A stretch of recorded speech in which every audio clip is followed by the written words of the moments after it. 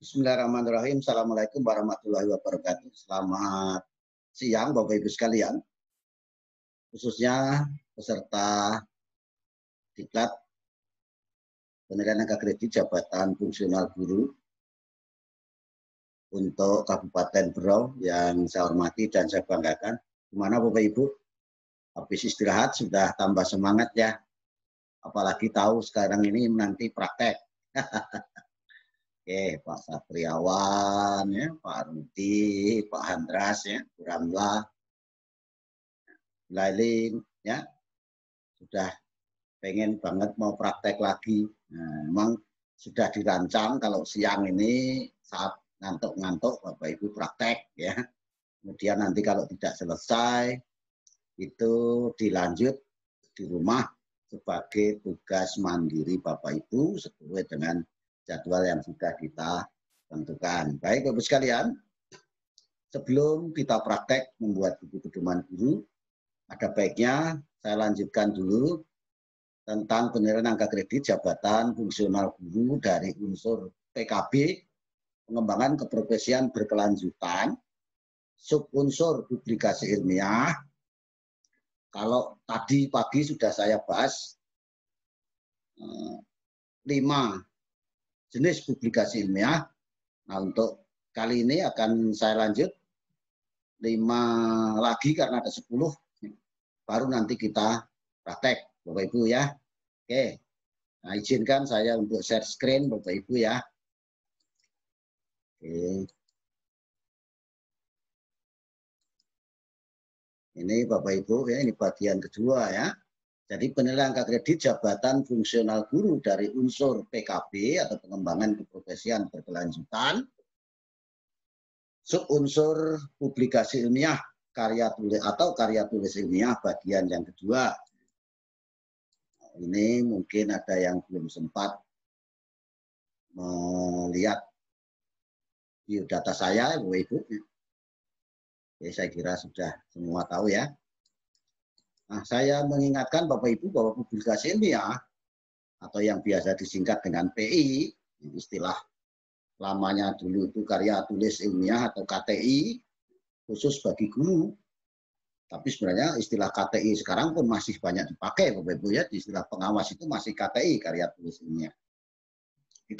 Tidak menjadi masalah Bapak Ibu mau pakai istilah publikasi ilmiah atau karya tulis ilmiah.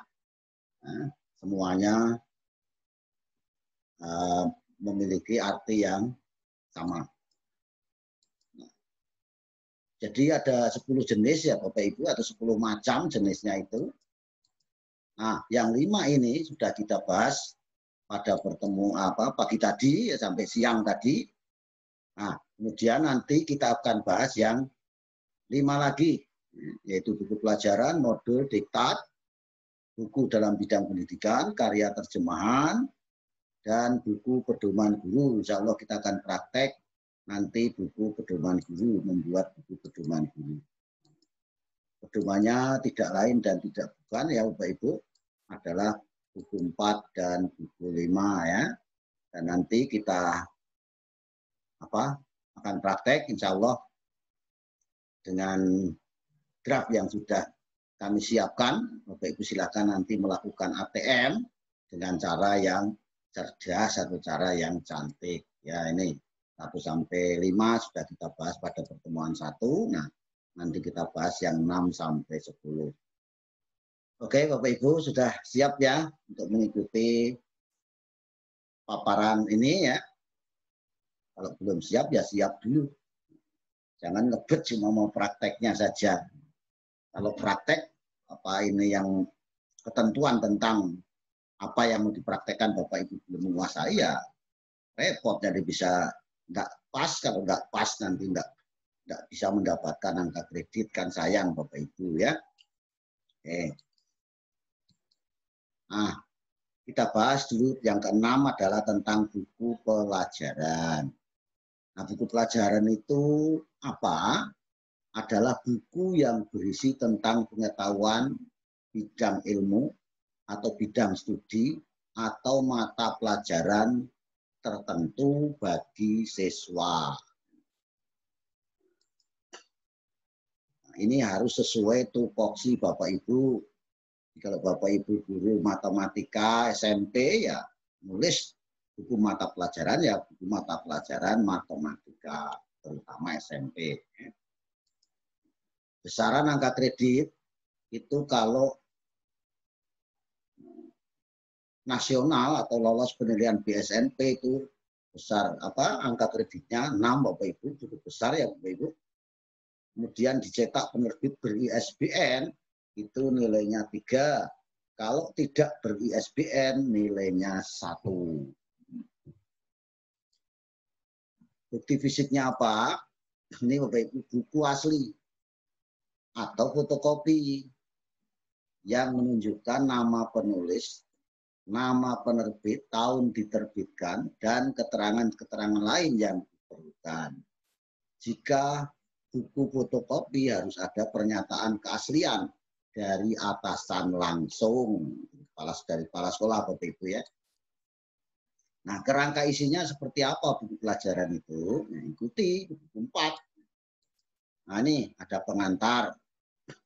Isinya ada bagian pendahuluan, daftar isi, tujuan buku pelajaran.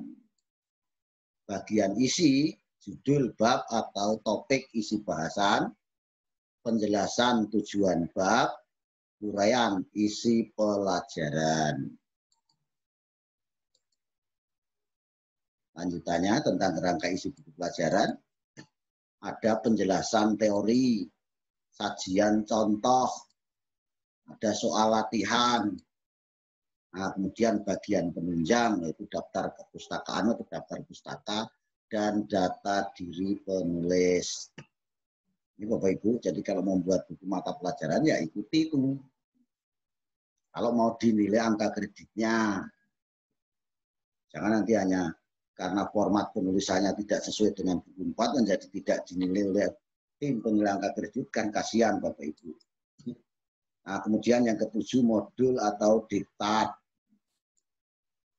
Nah, ini bedanya, kalau modul itu disusun untuk atau dirancang sedemikian rupa sehingga siswa itu bisa belajar mandiri.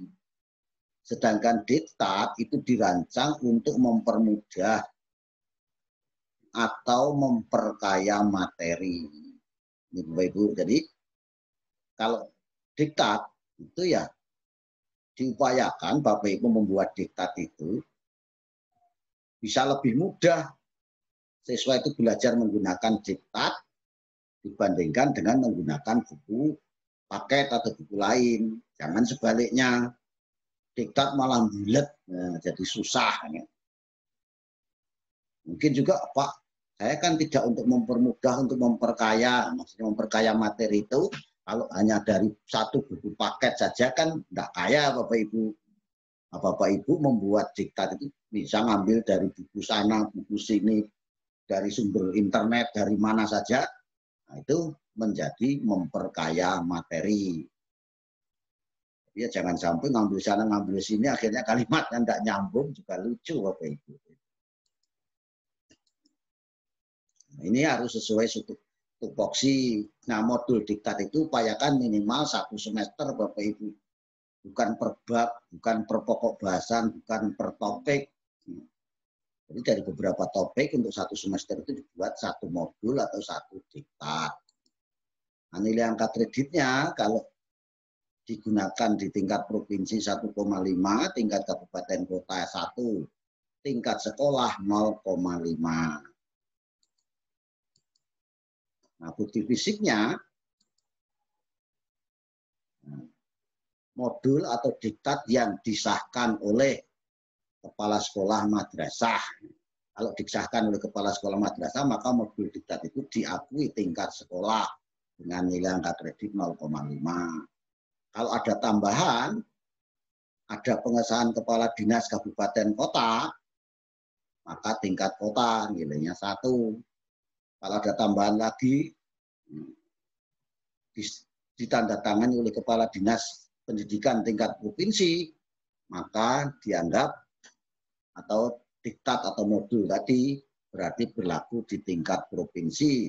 Nilai angka kreditnya menjadi 1,5. Jadi jelas Bapak Ibu di sini silakan Bapak Ibu kalau mau membuat modul atau membuat diktat, formatnya seperti apa. Ini Bapak Ibu kerangka isi modul, materi modul tadi disusun dan disajikan sedemikian rupa agar siswa secara mandiri dapat memahami materi yang disajikan. Artinya belajar dengan modul tanpa guru itu diharapkan siswa sudah bisa. Nah, umumnya modul itu terdiri atas petunjuk siswa atau petunjuk belajar untuk siswa, isi materi bahasan, isi di dalamnya itu berisi uraian dan contoh. Kemudian ada lembar kerja atau lembar tugas untuk siswa, ada evaluasinya, ada kunci jawabannya. Karena ini dirancang untuk belajar mandiri, ada evaluasi, harus ada kunci sehingga dia bisa mencocokkan, menghitung berapa pencapaiannya, tuntas apa tidak, dia bisa mengukur sendiri. Nah, kemudian kalau mau lengkap lagi, ada pegangan tutor atau pegangan guru. Tapi ini tidak wajib, ini karena tulisan bila ada. Ya, langkah baiknya ada Bapak Ibu ya, supaya lengkap. Kemudian bagian penunjang, itu isinya daftar pustaka. Nah, kalau diktat, silakan Bapak Ibu bedakan. Bagian pendahuluan ada daftar isi, kemudian penjelasan umum tujuan diktat pelajaran. Kemudian bagian isi ada judul bab atau topik, isi bahasan, penjelasan tujuan bab, uraian isi pelajaran, penjelasan teori, sajian contoh, soal latihan. Jadi tidak wajib pada kunci, tapi kalau ada kunci tentu lebih bagus Bapak Ibu. Sehingga siswa juga bisa mencocokkan. Ini bedanya. Jadi kalau diktat itu tidak dirancang untuk siswa belajar mandiri. Masih perlu kepada guru. Artinya tanpa guru masih kesulitan siswa belajar. Tapi kalau modul diharapkan tanpa guru, siswa sudah bisa belajar secara mandiri. Kemudian bagian penunjang yaitu daftar pustaka. Nah, kemudian yang ke-8, Bapak Ibu, buku dalam bidang pendidikan. Jadi bukan buku mata pelajaran, tapi buku dalam bidang pendidikan. Yaitu buku yang berisi atau isinya itu tidak hanya untuk siswa, tetapi dapat berupa informasi pengetahuan dalam bidang pendidikan. Nah, ini juga sesuai tupoksi. Angka kreditnya kalau diterbitkan pada penerbit yang ber-ISBN itu nilainya 3, kalau tidak ber-ISBN nilainya 1,5. Bukti fisiknya buku asli yang secara jelas menunjukkan nama penulis, secara jelas menunjukkan nama penerbit, tahun diterbitkan, serta keterangan-keterangan lain yang diperlukan. Nah, format penulisan atau kerangka isi dari buku dalam bidang pendidikan itu ada pengantar, ada daftar isi Bapak Ibu ya, ada bagian pendahuluan, bagian isi. Bagian isi ini dapat terdiri dari beberapa bab atau bagian sesuai isi pengetahuan yang disajikan. Kemudian bagian penunjang,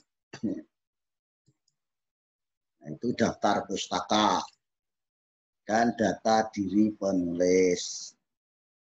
Nah, ini sesuai yang tertuang atau yang tertulis dalam buku 4 Bapak Ibu ya. Silakan nanti dicek apakah yang saya sampaikan ini cocok apa tidak dengan buku 4. Kemudian buku terjemahan. Buku terjemahan itu dari bahasa asing atau bahasa daerah ke bahasa Indonesia atau sebaliknya. Dan harus berguna atau bermanfaat untuk menunjang proses pembelajaran. Jangan buat terjemah tapi tidak ada gunanya dalam pembelajaran, juga tidak masuk nominasi angka kredit Bapak Ibu ya. Nah, itu satu buku, kalau terjemah itu satu buku, tidak hanya sebagian, hanya bab 1 atau bab 1 sampai 3, sedang buku aslinya bab 1 sampai 5. Makanya Bapak Ibu kalau mau menerjemahkan ya jangan pilih buku yang tebal-tebal ya. Tapi ya enggak apa-apa juga kalau memang itu bukunya bermanfaat, biar tebal ya silakan diterjemah. Nah, angka kreditnya 1, Bapak Ibu. Nah, bukti fisiknya kopi buku asli yang menunjukkan nama buku yang diterjemahkan, nama penulis, cover, dan daftar isi buku aslinya. Ini cukup ini Bapak Ibu, tidak harus semua buku ya. Nah, surat pernyataan dari kepala sekolah atau madrasah yang menjelaskan perlunya karya terjemahan untuk menunjang proses belajar mengajar. Ya, harus ada keterangan ini, jangan sampai nanti Bapak Ibu yang diterjemahkan tidak ada keterangan dari kepala sekolah bahwa buku itu memang buku terjemahan itu memang diperlukan untuk pembelajaran, ya tidak dinilai angka kreditnya. Nah, format penulisannya atau kerangka isinya tentu saja mengikuti buku aslinya. Jangan buat sendiri. Nah, yang ke-10 atau yang terakhir buku pedoman guru. Buku pedoman guru itu apa? Buku yang berisi rencana kerja guru dalam setahun mendatang. Ini dibuat di awal tahun. Karena guru itu kerjanya tahun pelajaran, ya paling tidak di awal tahun pelajaran. Kemudian dapat dipakai oleh kepala sekolah untuk mengevaluasi kinerja guru yang bersangkutan. Dari buku pedoman guru yang Bapak Ibu susun, kepala sekolah sudah bisa menilai, mengevaluasi atau menilai kinerja guru Bapak Ibu. Ya, meskipun secara praktek menilai kinerja guru ya harus menggunakan instrumen penilaian kinerja guru. Nah, angka kreditnya ini besar Bapak Ibu, 1,5. Oleh karena itu nanti kita praktek ini saja dah. Mungkin lain kali baru praktek membuat diktat atau mungkin modul atau mungkin praktek yang lain. Nah, kalau PTK mungkin perlu waktu yang agak lama Bapak Ibu ya. Nah, bukti fisik dan ketentuan serta format dari buku pedoman guru ini penting karena akan kita buat Bapak Ibu ya. Nah, ini buku pedoman kerja guru. Ini bukti fisiknya yang menunjukkan nama penulis dan tahun rencana kerja. Dilengkapi dengan pernyataan keaslian dari kepala sekolah yang disertai tanda tangan kepala sekolah dan cap sekolah. C. Ketentuannya, ini Bapak Ibu, setiap periode kenaikan pangkat yang dinilai hanya 1 buku pedoman guru. Ini kalau tim penilai tahu, pernah menilai buku pedoman guru Bapak Ibu, dalam 1 periode kenaikan pangkat ya, berikutnya tidak akan dinilai. Tapi kalau tim penilai tidak tahu ya, kemarin sudah dinilai belum buku pedoman guru Bapak Ibu. Kalau tidak ingat, berarti dinilai lagi kan lumayan. Tapi ya jangan terus mendoakan mudah-mudahan tim penilai lengah. Itu juga tidak benar Bapak Ibu. Doa yang jelek itu namanya. Nah, format atau kerangka isi buku pedoman guru itu seperti apa ya? Ini Bapak Ibu disajikan dalam bentuk makalah, diketik dan dibendel dengan kerangka isi sebagai berikut.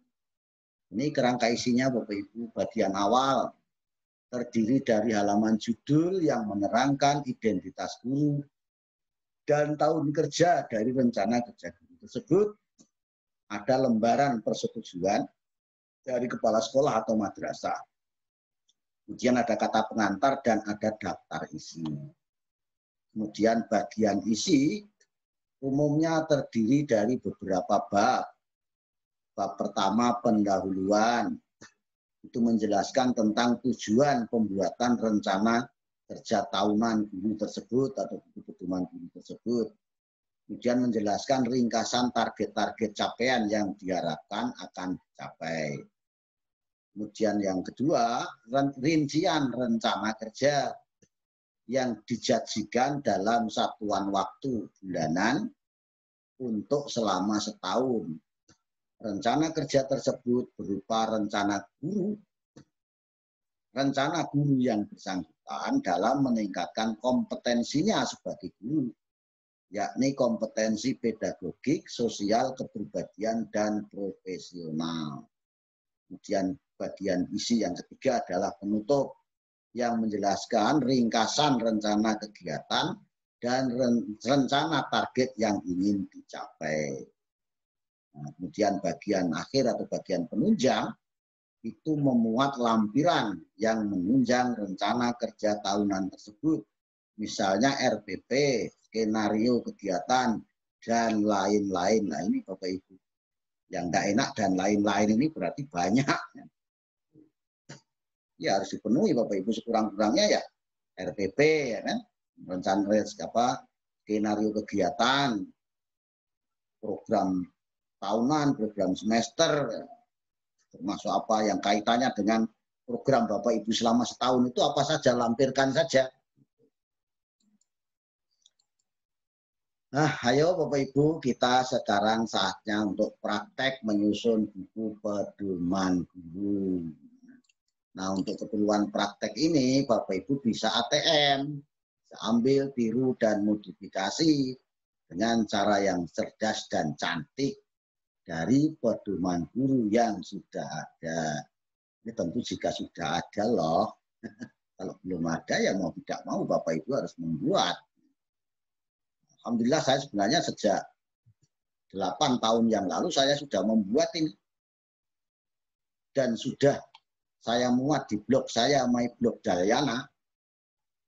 Tapi seiring dengan perubahan pembaharuan buku 4 dan buku 5 ya terus selalu saya lakukan revisi. Mohon maaf sementara yang di blog belum saya revisi, belum sempat. Nah, ini Bapak Ibu silakan nanti Bapak Ibu lihat di My Blog Dalyana. Bahkan di beberapa daerah, beberapa kabupaten kota ketika diklat publikasi ilmiah karya inovatif seperti di Bulungan, kemudian di beberapa sekolah sudah saya sampaikan ini. Bahkan kemarin saya dapat informasi dari teman-teman dari Bulungan, alhamdulillah Pak, dengan buku pedoman guru yang Bapak ajarkan, dengan laporan pengembangan diri, kemudian dengan Bapak latih membuat PTK, kami sudah pada naik pangkat dan lancar ya. Alhamdulillah kalau seperti itu ya. Karena memang itu yang menjadi harapan saya dan menjadi harapan Bapak Ibu semuanya. Termasuk ini nanti saya share di YouTube. Ya, harapannya bisa dimanfaatkan oleh banyak orang. Silakan kalau mau di ATM, tapi dengan cara yang cerdas. Kalau itu bermanfaat, tentu saya senang dan Bapak Ibu mudah-mudahan juga. Nah, ayo Bapak Ibu kita praktek ya, jangan malah seperti ini. Apa ini? Jangan malah Bapak Ibu tidur tidak jadi praktek ya Pak Satriawan ya, Pak Rudi, Pak Andras ya, tidur enggak nih? Makanya jangan ditutup itu.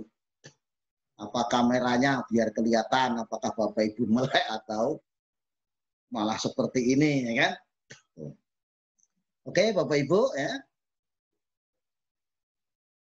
Kita langsung saja saya tunjukkan yang bisa Bapak Ibu ATM. Ini Bapak Ibu, ini adalah bagian cover. Silahkan nanti ini buku pedoman guru. Ini sudah berkali-kali, ini berarti saya gunakan untuk mengajar waktu itu, mendiklat Bapak Ibu tahun 2014-2015. Ya, setiap saya mendiklat, tentu ini tahunnya kadang saya ganti, kadang tidak. Nah, ini tidak saya ganti, biar saja.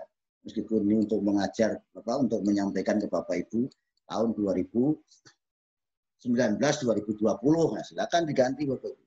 Nah, ini namanya adopsi. Nah, ini menjadi 2020. Itu Bapak Ibu. Nah, kemudian diajukan untuk apa? Sama. Nah, ini nanti diganti, jangan nama saya.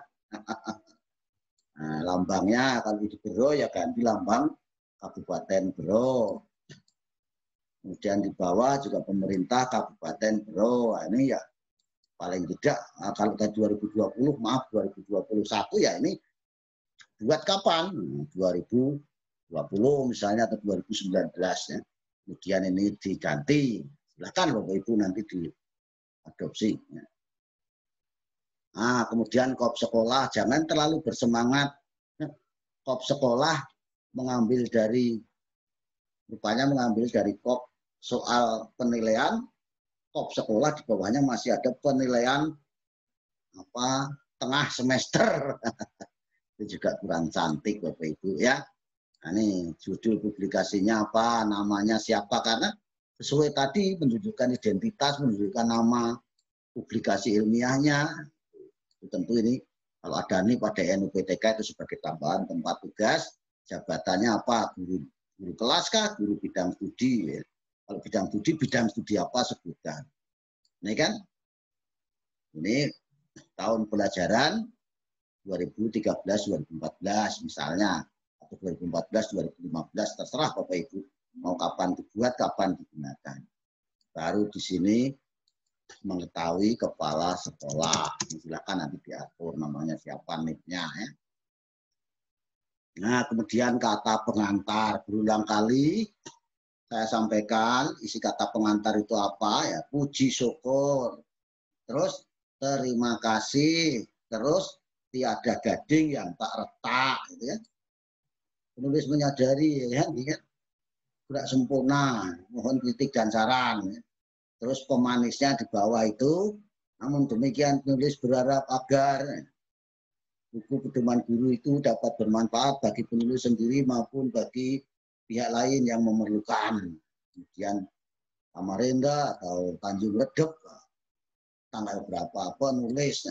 Itu tidak usah Bapak Ibu beri nama di bawah kemudian tanda tangan, tidak usah, cukup ditulis penulis begitu saja. Seperti buku itu kan penulis tidak harus ditanda tangan. Baru daftar isi. Ingat, daftar isi ini Bapak Ibu ngisinya nanti. Setelah buku pedoman gurunya jadi baru diisi. Tapi juga diingat-ingat. Jangan keasikan daftar isinya. Ini tidak diganti, akhirnya tidak cocok dengan buku pedoman guru yang Bapak Ibu buat. Ini juga kurang cantik, kurang cerdas. Nah, sampai di sini dulu ada pertanyaan tentang cover Bapak Ibu. Kalau ada dipersilahkan. Tunggu, ada enggak pertanyaan? Saya ulangi ya Bapak Ibu. Ini tadi ada kata pengantar. Silakan kalau mau difoto juga boleh. Bagi teman-teman yang jauh, kalau mau memfoto silakan. Nah, mungkin saya kecilkan Bapak Ibu. Ini buku pedoman guru ya. Ini kemudian halaman kedua adalah halaman persetujuan atau pengesahan. Ingat, kop sekolah itu jangan ya bikin malu juga, ini tulisan tetap kop sekolah ya kan. Tidak cerdas berarti Bapak Ibu. Maksudnya diganti kop sekolah Bapak Ibu yang sesuai. Terus kata pengantar. Nah, daftar isi ini adalah bagian depan. Ya. Kemudian bagian isinya seperti apa? Ini isi buku pedoman guru. Nah, ini Bapak Ibu. Ini tentu tidak lengkap namanya. Ini draft Bapak Ibu. Kalau Bapak saya lengkapi nanti Bapak Ibu menjadi terlalu gimana gitu loh. Silahkan nanti. Ini bab 1. Ini latar belakang itu menjelaskan untuk apa atau apa pentingnya Bapak Ibu menyusun buku pedoman guru tadi. Mungkin pemanisnya diawali dengan tugas utama guru adalah apa? Silakan dicari di undang-undang guru dan dosen itu ada. Terus agar tugas-tugas guru tersebut dapat dilaksanakan secara ini secaranya double. Jangan nanti Bapak Ibu double ikut double. Nah, efektif dan efisien, maka perlu dibuat rencana program kerja yang baik dan terinci ke dalam sebuah buku. Nah, itu yang disebut dengan buku pedoman guru. Nah, karena itu, dibuatlah buku pedoman guru tahun pelajaran berapa ini sesuaikan. Kemudian tujuannya untuk apa? Nih Bapak Ibu, saya tahu Bapak Ibu kalau yang sulit-sulit biasanya sudah saya bantu Bapak Ibu. Sesuai dengan buku 4 tadi kan untuk ini Bapak Ibu. Ya. Tujuan disusunnya buku pedoman guru adalah agar guru memiliki pedoman yang jelas dan terencana dalam melaksanakan setiap kegiatan yang terkait dengan pelaksanaan tugas pokok dan tugas tambahan yang menunjang tugas guru, serta ini termasuk kegiatan PKB sebagai sarana untuk meningkatkan kompetensi guru, baik kepribadian, sosial, pedagogis, dan kompetensi profesional. Kemudian manfaatnya bagi guru sendiri apa, bagi kepala sekolah dan atau pengawas tadi dapat digunakan untuk mengevaluasi kinerja guru yang bersangkutan. Kan tadi ada ya, target yang diharapkan. Adapun target capaian yang diharapkan, ini silakan nanti sesuai yang Bapak Ibu tulis di SKP. Nah, kalau dapat target angka kredit itu sesuai yang ada Bapak Ibu targetkan juga di SKP. Sedangkan target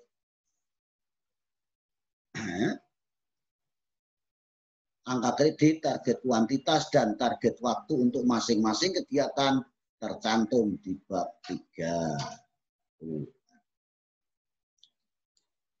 Lanjut, ini satu bab 1, sekarang bab 2-nya seperti apa? Ini Bapak Ibu, rincian rencana kerja tahunan. Bagi kemudian dan seterusnya, ya, baru dirinci kegiatan pelaksanaan tugas pokok guru, meliputi merencanakan, melaksanakan, dan mengevaluasi pembelajaran yang dapat diuraikan secara singkat sebagai berikut. Merencanakan pembelajaran itu apa saja, membuat prota, prosem, silabus, ya kan? RPP. Mungkin kalau TK ya RPH Bapak Ibu ya, sesuaikan kalau misalnya Bapak Ibu guru TK atau guru PAUD. Kemudian pengertian tujuan hal perlu yang diperhatikan dan format dari masing-masing program diuraikan secara singkat sebagai berikut. Nah, ini Bapak Ibu. Yang A dari sini tadi kan, penyusunan program tahunan dan program semester. Silakan Bapak Ibu cari apa yang dimaksud dengan program tahunan.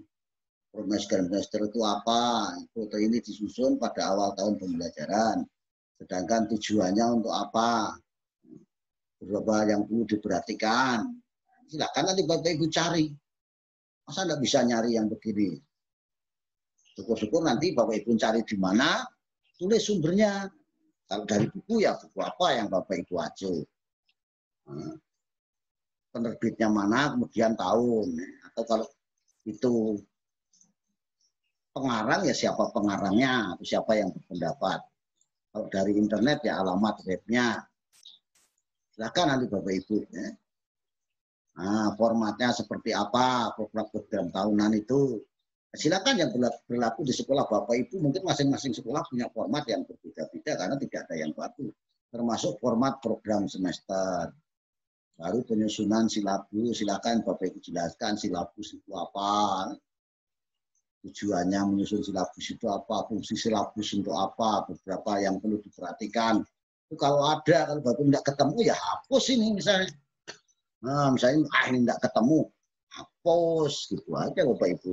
Daripada nanti titik-titik kosong ya bikin malu. Nah, tentunya alimiahnya silakan Bapak Ibu atur kalau ini sudah Bapak Ibu temukan. Kemudian rencana pelaksanaan pembelajaran. RPP itu apa, itu wajib disusun, itu kan.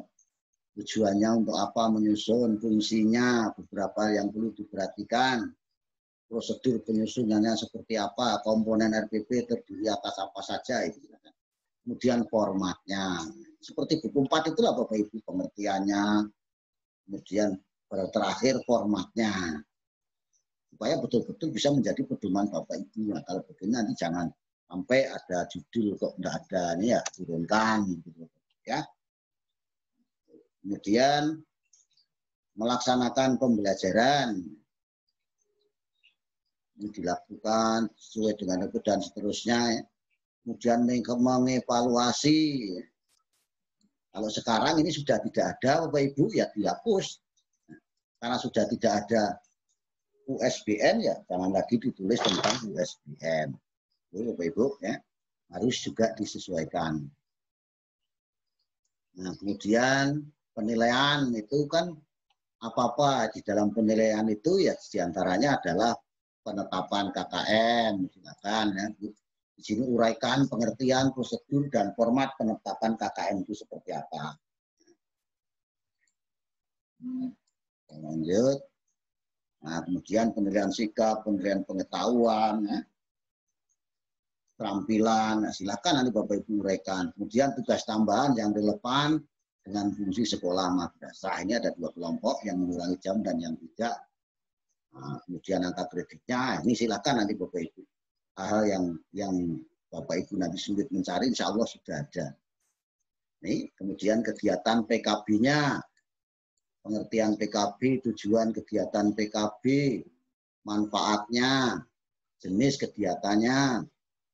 Nah, setelah itu baru Bapak Ibu silakan nanti apa yang Bapak Ibu mau lakukan terkait dengan pengembangan keprofesian berkelanjutan Bapak Ibu sekalian dalam setahun. Kemudian silakan itu dirinci, tuliskan seperti paparan saya tadi tentang pengertiannya, persyaratannya, bukti fisiknya apa, angka kreditnya berapa, format penulisannya bagaimana. Silahkan nanti Bapak Ibu salin saja dari buku 4.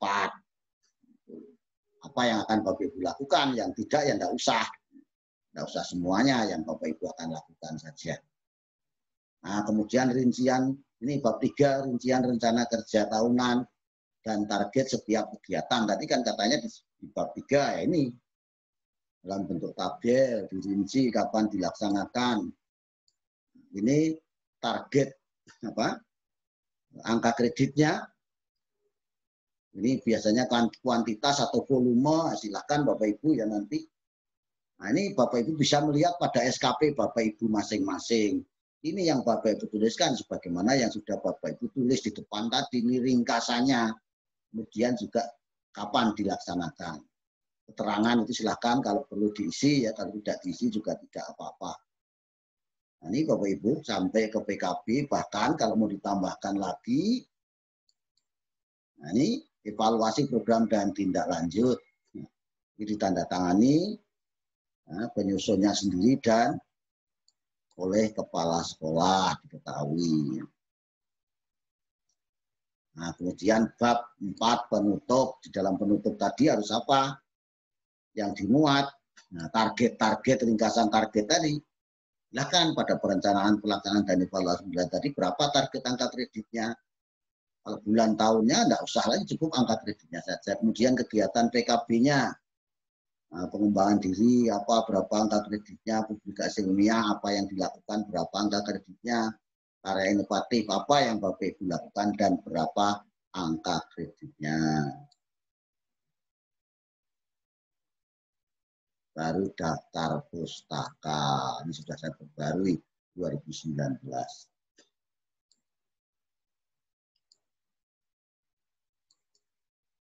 Nah, itu Bapak Ibu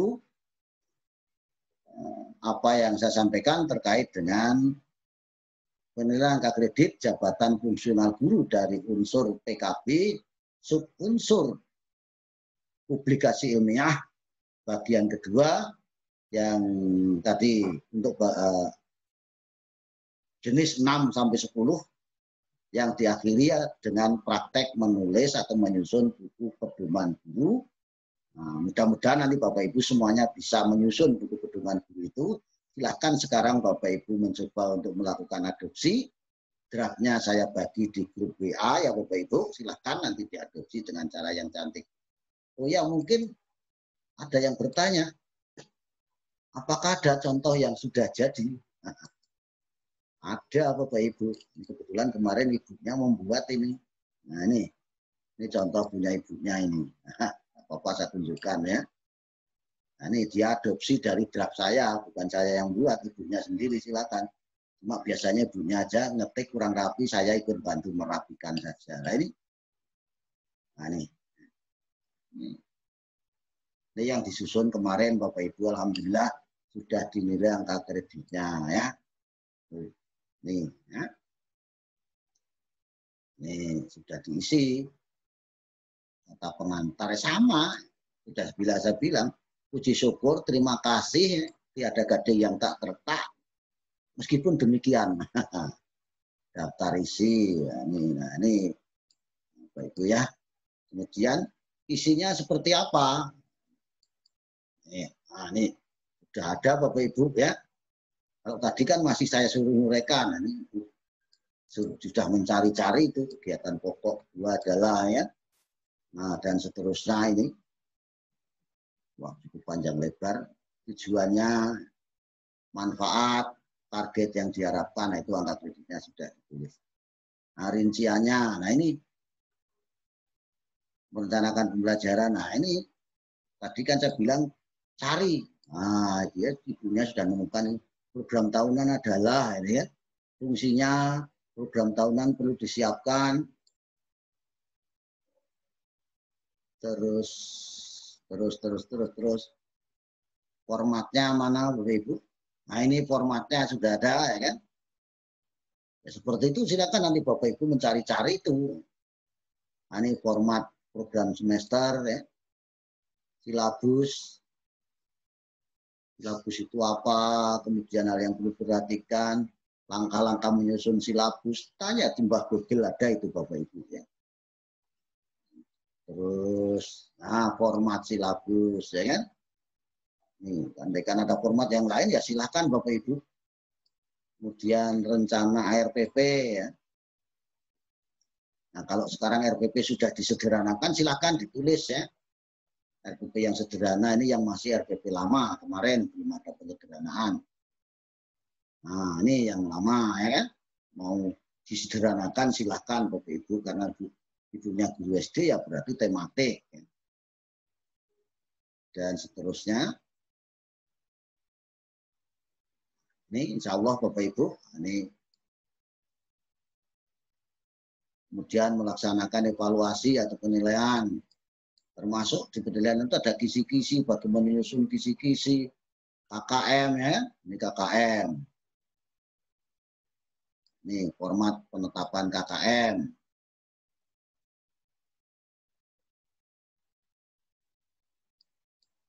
Nah ini ya. Nah, ini contohnya kalau menggunakan aplikasi Excel ya.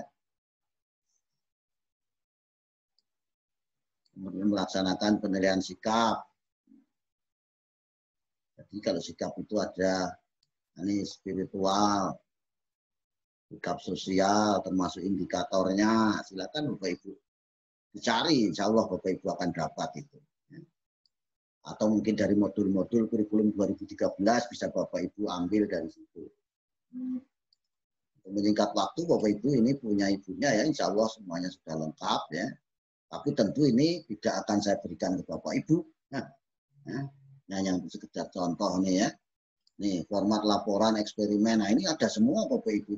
Ini ibunya ngambil dari buku 4. Ya. Silakan nanti Bapak Ibu juga ambil dari sana ini. Laporan pembuatan alat pelajaran, alat peraga, praktek. Ya. Ini semuanya dari buku 4. Melaksanakan kegiatan peningkatan kompetensi kepribadian dan sosial. Ini silakan nanti Bapak Ibu dibuat ya. Baru nanti dilengkapi dengan lampiran-lampirannya. Ini di sini juga sudah dibuat Bapak Ibu ya. Nah ya sudah diisi semua. Nah ini Bapak Ibu, nah ini lampiran-lampiran, nanti ada apa saja yang dilampirkan, seperti tadi yang diminta oleh buku 4 tadi ya dipenuhi. Ini daftar pustaka. Nah itu Bapak Ibu, mohon maaf tadi sudah ada tambahan contoh yang sudah jadi, tapi mohon maaf kalau itu hak cipta ada di ibunya, saya tidak berani membagikan, yang saya bagikan adalah draft yang memang saya yang membuat. Mudah-mudahan bermanfaat dan memotivasi Bapak Ibu untuk menulis, meskipun awalnya Bapak Ibu menulis dengan cara ATM, insya Allah nanti lama-kelamaan Bapak Ibu tidak ATM lagi, tapi betul-betul dari pemikiran Bapak Ibu sendiri. Mudah-mudahan demikian. Sekali lagi kalau ada kekurangan dan kegelapan, oh ya, kalau ada yang mau bertanya silakan Bapak Ibu. Ya, masih ada waktu sebelum praktek silakan. Kalau tidak ada yang bertanya silakan Bapak Ibu langsung saja dibuka WA-nya, silakan di-download itu draftnya, kemudian silakan dilakukan ATM. Oh, tidak ada yang bertanya. Oh, lagi asik mendownload. Ya, Bapak Ibu. Oke, kalau begitu silakan. Saya kiri dulu. Assalamualaikum warahmatullahi wabarakatuh. Selamat siang, salam sejahtera untuk kita semuanya. Terima kasih Bapak Ibu. Silakan dilanjut.